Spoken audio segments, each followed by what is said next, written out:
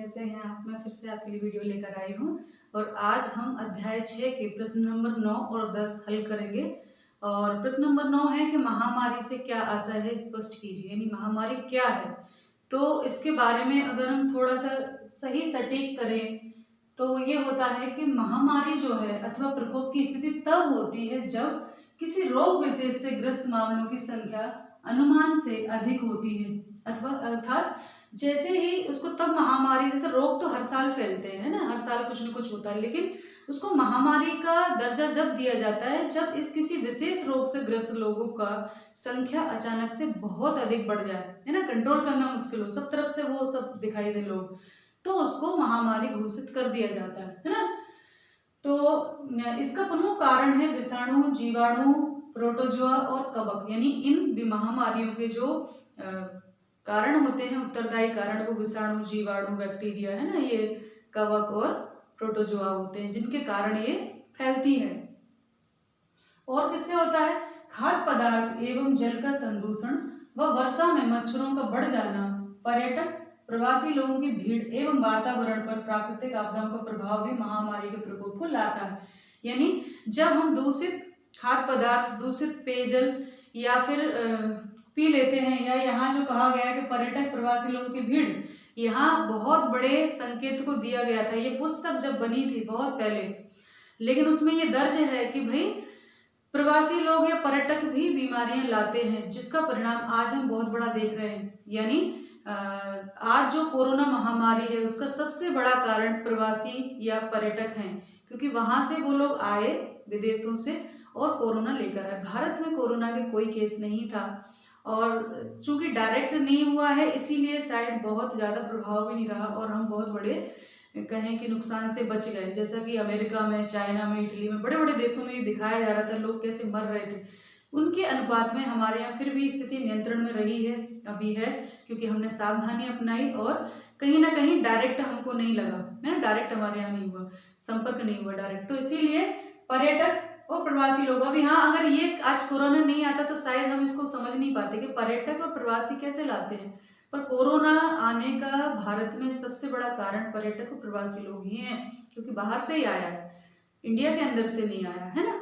तो ये और प्राकृतिक आपदाओं का प्रभाव, यानी जब कोई बाढ़ आती है, सूखा होता है या सुनामी आती है, तो वो जाने के बाद बहुत सारी बीमारियां छोड़ जाती हैं, क्योंकि पेयजल दूषित हो जाता है, वातावरण बदल जाता है, तो ऐसे में बहुत सारी बीमारियां लग जाती हैं, महामारी फैल जाती है, ठीक है।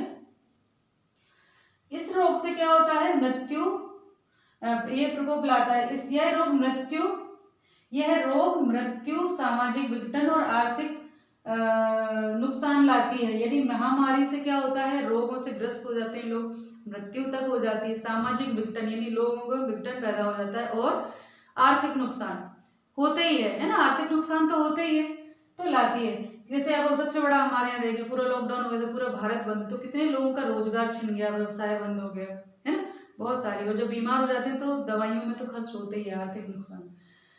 इससे सबसे ज्यादा कौन प्रभावित होते हैं? वो है कुपोषित और अस्वच्छ माहौल में रहने वाले लोग ज्यादा प्रभावित होते हैं। कोरोना ने इसको भी उलट दिया, क्योंकि आपने केस देखे होंगे, सबसे ज्यादा जो कहते हैं कि बहुत सोफिस्टिकेटेड लोग जो थे वो सबसे ज्यादा और सबसे पहले इससे ग्रसित हुए। आम जनजीवन वाले जो व्यक्ति थे बेचारे, वो तो फिर भी ईश्वर ने रक्षा की और वो इसको झेल गए।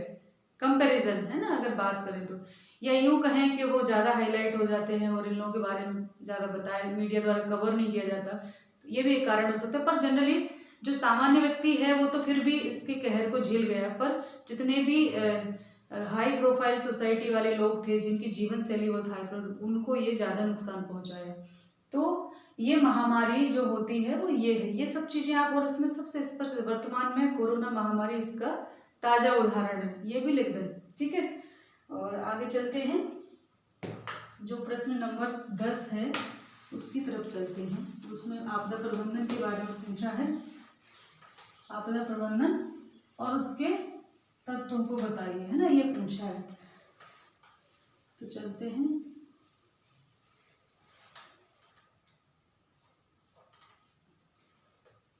आपदा प्रबंधन की जब हम बात कर रहे हैं तो लिखेंगे आपदा प्रबंधन क्या है, तो यहाँ लिखेंगे आपदा प्रबंधन, आपदा प्रबंधन क्रियाकलापों की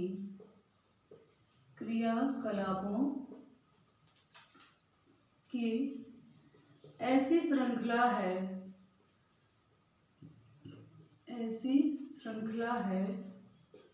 ये क्रियाकलापों की श्रृंखला है ना। ऐसी श्रृंखला है जो आपदा से पहले और बाद में ही नहीं बल्कि समांतर भी चलती है, जो आपदा से पूर्व एवं पश्चात ही नहीं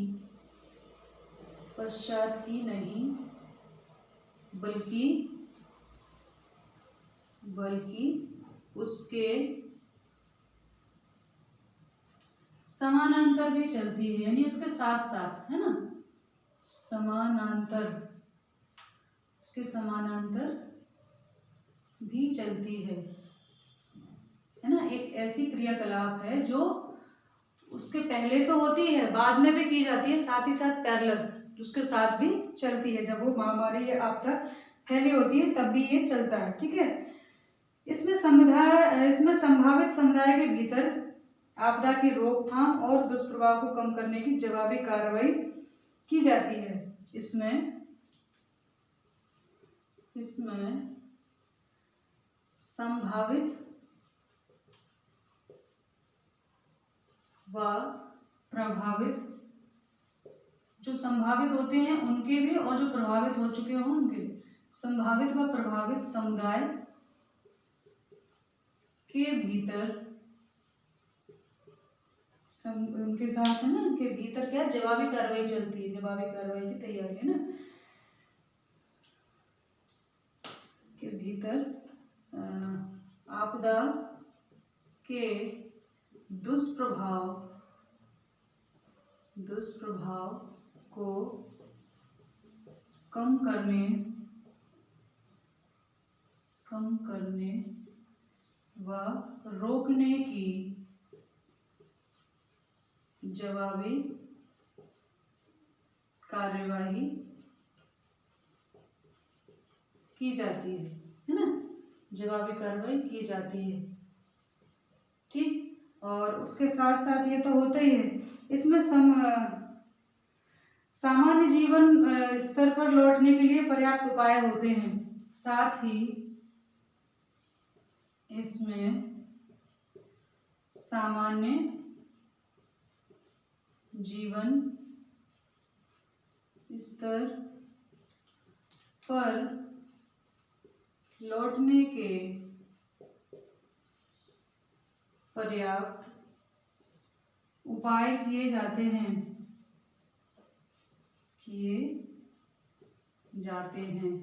अब यहाँ तक तो पूछे गए थे साथ ही साथ, तो यहाँ लिख देंगे आपदा प्रबंधन धन के प्रमुख तत्व कह लो या चरण कह लो, कुछ भी, है ना, तत्व निम्न है। नंबर 1 है पहले से तैयारी, यानी पहले से हमें तैयारी करनी होगी, ठीक है। दूसरा है राहत एवं जवाबी कार्यवाही,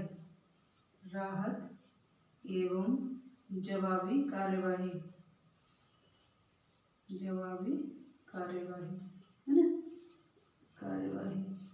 और तीसरा जो है वो है रोकथाम।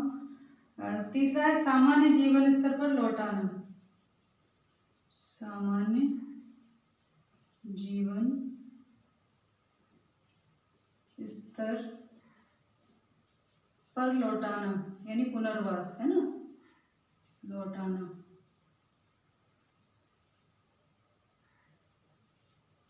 पुनर्वास कहते हैं इसको,